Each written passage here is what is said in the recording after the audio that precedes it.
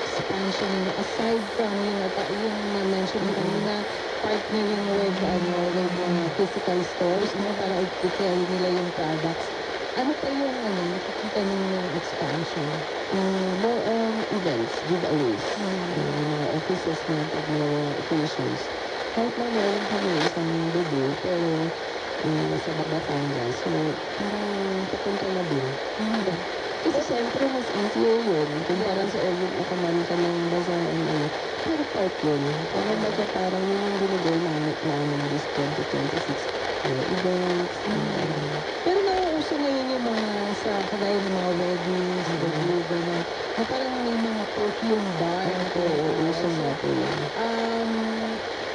Plano niyo rin ba na mag-put up ng gano'n? Eventually, yes. Which is have to look at, medyo magka-fund kami ng medyo maganda na.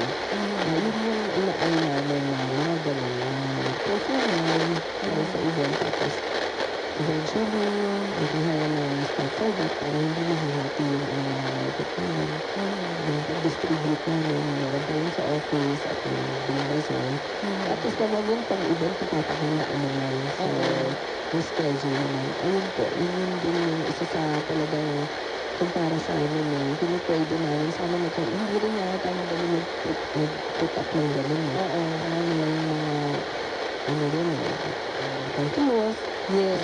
Ang naman. Yes. At saka kailangan parang aesthetic setup, di ba? Oo.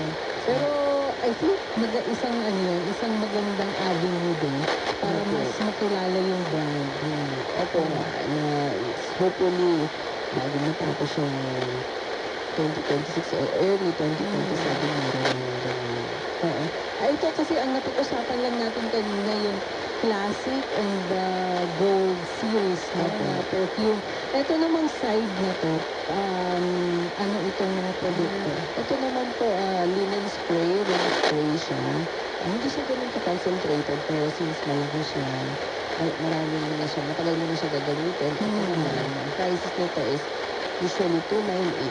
So, ang mga 298, 500, 600, Okay. 298. So, ano mga variants to? So, we have here fresh lavender, Clean cotton, so clean powder cotton. dito, yes.